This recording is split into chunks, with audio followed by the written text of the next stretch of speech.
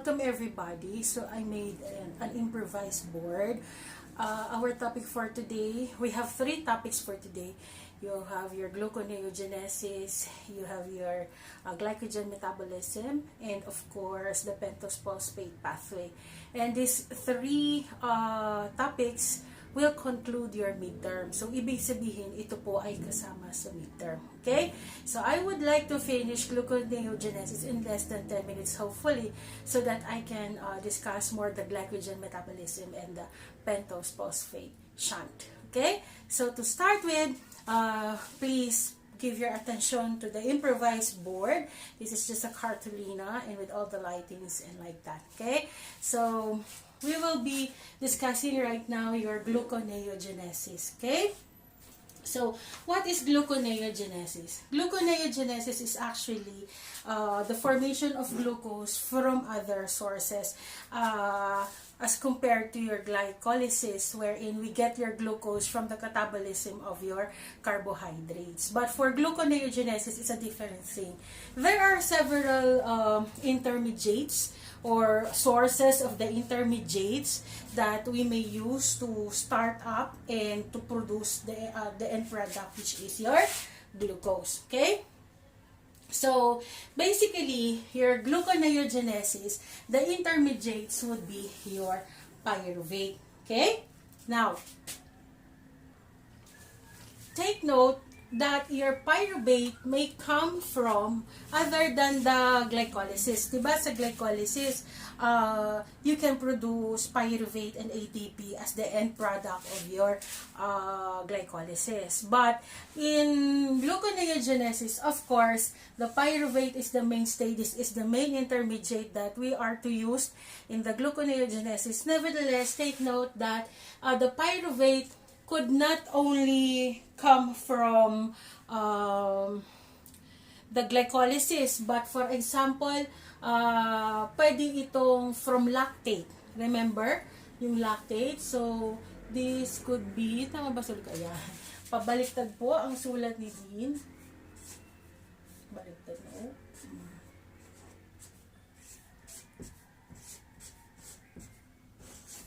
So, lactate, galing ka na magsalat pabaliktad. Lactate which comes from your muscles and the red blood cell. Muscles. No? Muscle or the RBC. So, pwede yan, lactate, maging ma-convert sa pyruvate and that will enter gluconeogenesis. Okay? So, initially, your pyruvate shall be converted to oxaloacetate by your pyruvate carboxylase. This is the enzyme that is so important if we would want to convert your pyruvate to oxaloacetate. But wait, there's more. Okay? Take note that your oxaloacetate is purely found in the mitochondria. Okay? So, mitochondria siya. Hindi naman siya pwede sa cytosol. So, we have to, of course, your oxaloacetate, after being converted from pyruvate to oxaloacetate by this enzyme, pyruvate carboxylase, the oxaloacetate should be converted to your PEP. Your PEP is your phosphoenol pyruvate. Remember, doon po sa inyong glycolysis. Okay? So, sabi ko nga, your OAA or your OOA or your oxaloacetate is purely housed in your mitochondria at hindi na siya pwedeng makalabas doon. The only way to move this out is to have a mitochondrial transporter. Bakit natin siya kailangang ilabas sa mitochondria? From mitochondria to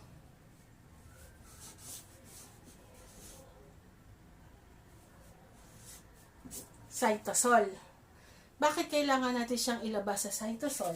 Simply because we have to convert your OOA to phosphoenol pyruvate. And this process is basically a cytosolic process. So, the conversion of your OOA should happen in the cytosol. Kasi ang PEP nyo ay cytosolic product po siya. Okay? So, how are we going to go about this? So, if your OOA is said to be only in the mitochondrion, then it has to go out of the mitochondria, pass to the mitochondrial membrane by simply using a mitochondrial transport system. But the problem is, wala po tayong mitochondrial transporter ng oxaloacetate. So what do we do is, you convert the oxaloacetate, must be converted muna po into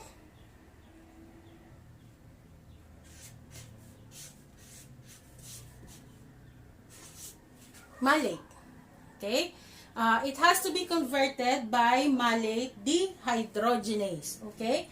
Now, when your oxaloacetate is already a malate by the enzyme malate dehydrogenase, then it can move out of the mitochondria. And then your malate will go out of the mitochondria, will now be present in the cytosol. Once your malate is in the cytosol, it has to be reoxidized into OOA. Ulit. OOA present only in the mitochondria. Now, we have to move your OOA outside the mitochondria so that the conversion of oxaloacetate could be successful to convert it into phosphoenol pyruvate. Now, we don't have any transporter going outside of the mitochondria. Wala po tayo niyan.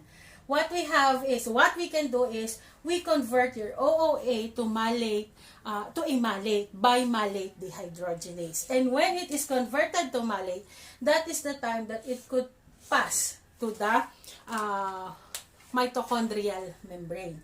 And when it is already in the cytosol, your malate will be reoxidized into oxaloacetate. And then, the conversion of oxaloacetate to PEP can happen in the cytosol. Wala pong transformation or conversion of OAA to PEP sa loob po ng mitochondria, ha? Lagi po siyang sa cytosol. Now, this is really happening in the cytosol. Your oxaloacetate to become your phosphoenol pyruvate. Take note that your the enzyme responsible for the conversion of your OOA to PEP is your PEP carboxykinase. Yan po yung responsible. The process is known as cytosolic oxaloacetate decarboxylation. Okay? The conversion of your OOA to PEP is governed by the enzyme PEP carboxykinase. Okay?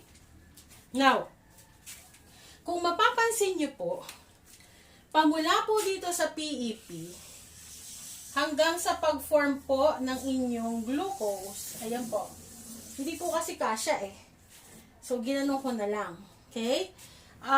Ito po yung reverse process ng glycolysis. Okay? Diba tayo, mag-start tayo sa glucose, magiging glucose 6-phosphate, magiging fructose 6-phosphate, magiging magkakaroon ka dito ng fructose 1,6-bisphosphate. Tapos, magkakaroon siya ng phosphorylation, magiging 3-phosphogluconate, magiging 2-phosphogluconate, and then magiging PEP. Ito pong PEP, ang mangyayari dyan ay pyruvate sa glycolysis. So, mawawala na po itong OOA, pero pyruvate po ang direksyon niya, tsaka ATP. So, dito po sa gluconeogenesis, nagkaroon ka po ng pyruvate ng una, na-convert po natin to sa oxaloacetate, tapos naging PEP, tapos pabaliktad na po ang proseso. Okay? From PEP, magkakaroon po siya ng 2-phosphogluconate. Okay? magkakaroon po siya ng magiging 3 phosphogluconate. Pagkatapos po, magpo-produce ka po, may kulang si din dito. After the 3PG, magiging 1,3. After the 3PG, there will be a 1,3 BPG BPG. Okay? Yung 1,3 BPG magiging fructose 1,6 bis phosphate. And then yung fructose 1,6 bis phosphate will become your fructose 6 phosphate. Take note of the reaction of the conversion of F16 or fructose 1,6 bis phosphate to fructose 6 phosphate. We use the enzyme fructose 1,6 bisphosphatase. Yun po ha, tatandaan. We have used your fructose 1,6 bisphosphatase in the conversion of your F16 bisphosphate to your fructose 6 phosphate. Now, bakit ko po in-emphasize yung pong enzyme na fructose 1,6 bisphosphatase? Please take note that there are 2 enzymes that are being regulated in the process gluconeogenesis. One is your pyruvate carboxylase. Okay? Your pyruvate carboxylase is activated by your acetyl-CoA. While your enzyme fructose 1,6 bisphosphatase is activated by the decrease. The activity of this enzyme is activated when there is a decrease of fructose 2,6 bisphosphate. Okay? So, to continue. So, dalawa po yung enzyme na nire-regulate natin. Saan po galing itong acetyl-CoA at ang fructose 2,6 bisphosphate? Mamaya po, iti-discuss natin.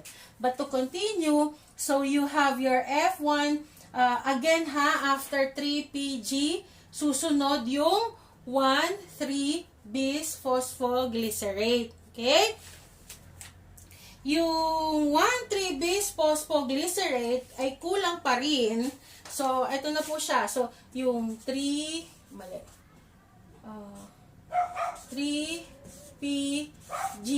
magiging, ano sabi nga niyan? 1,3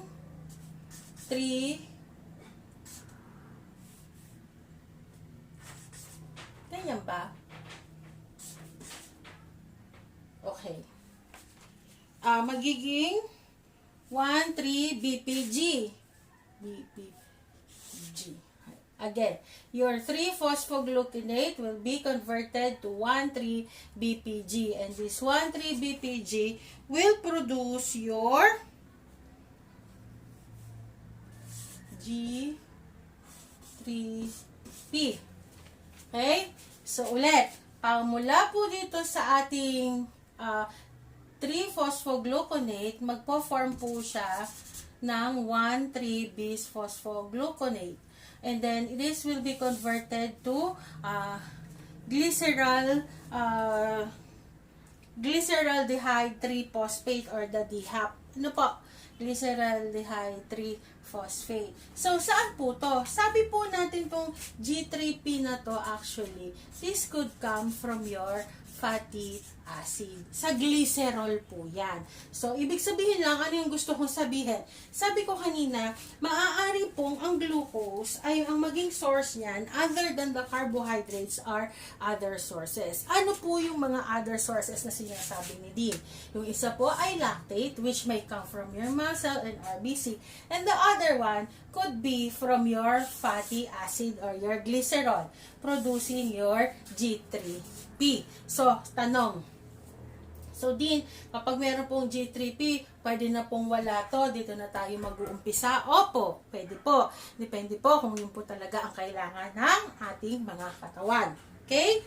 Now, after producing your G3P, it will then be hydrolyzed. The G3P will be hydrolyzed to become your F or your fructose 1,6-bisphosphate. Your G3P will be hydrolyzed to become your fructose 1,6-bisphosphate. And of course,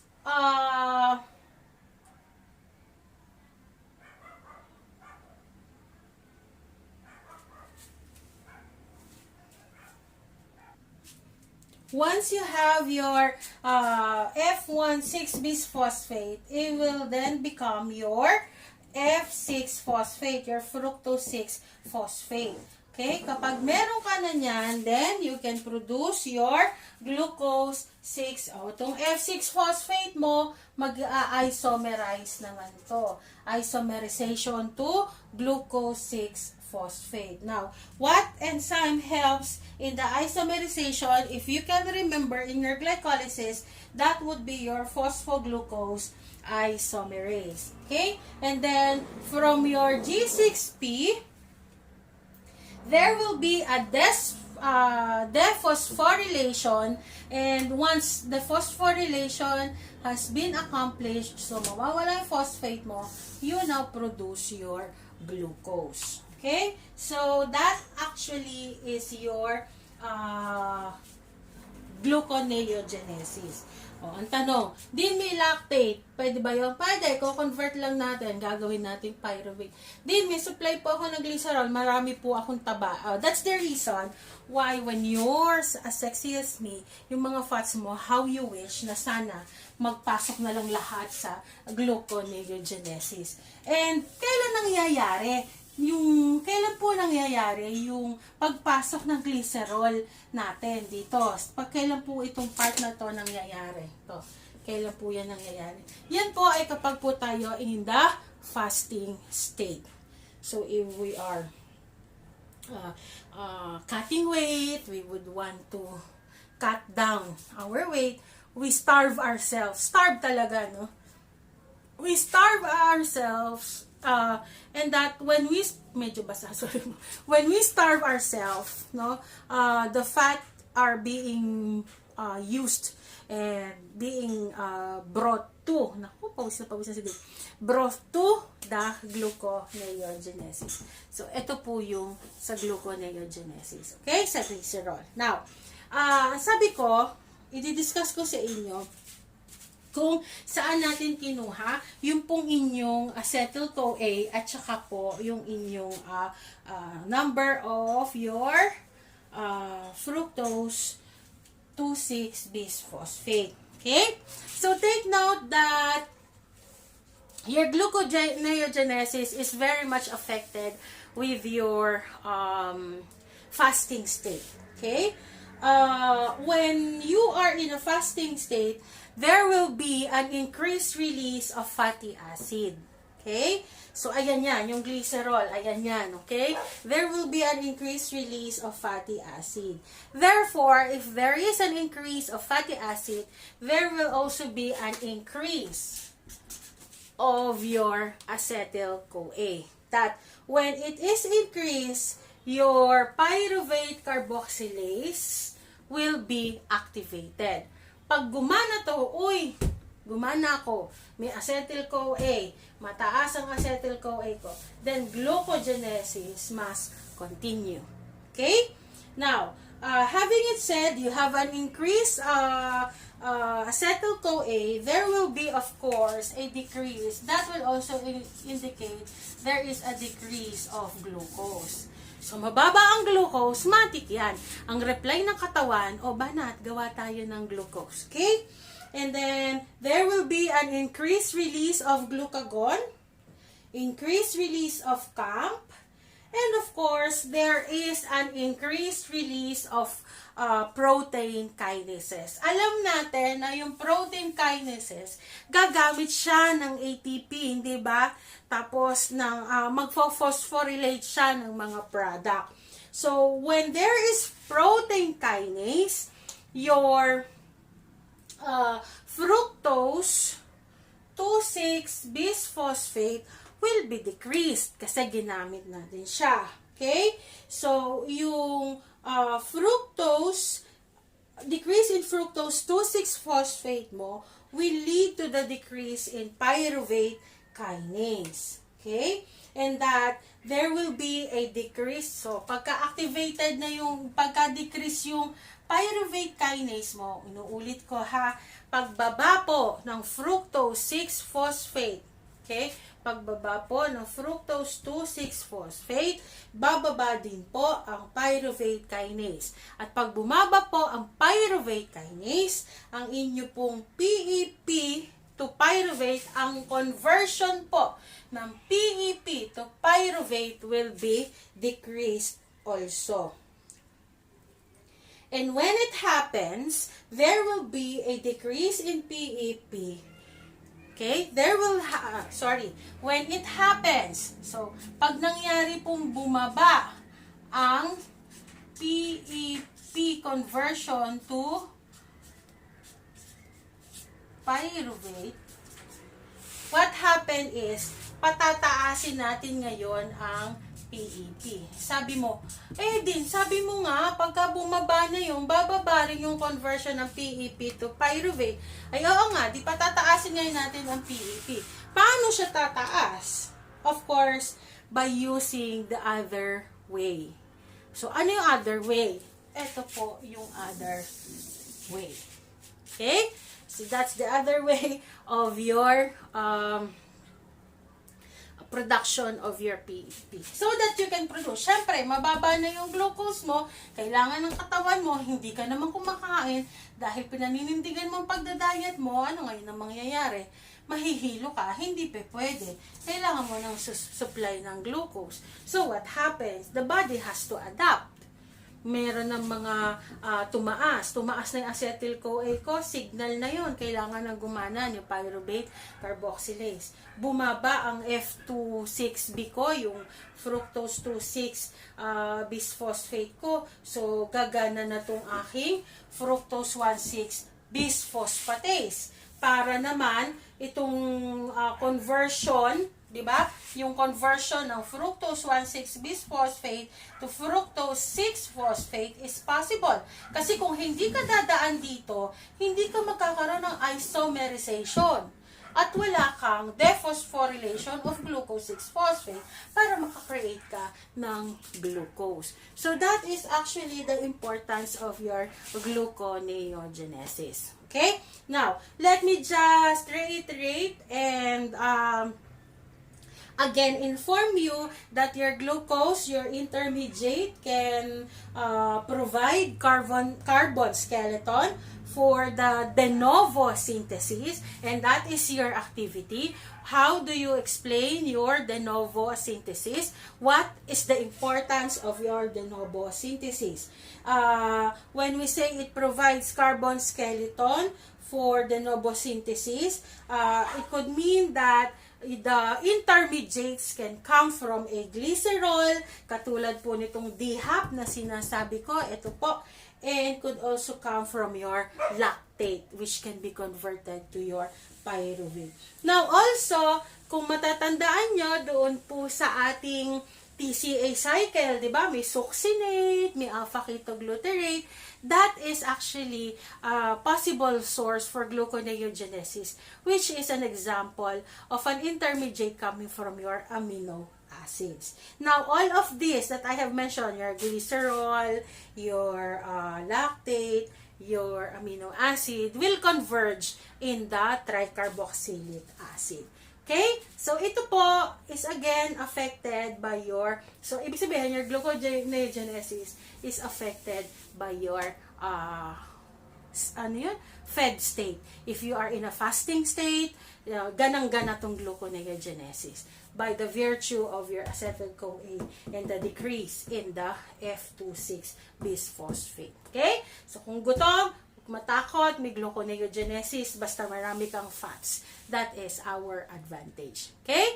So, wait for another upload of the glycogen metab. Thank you and have a nice day.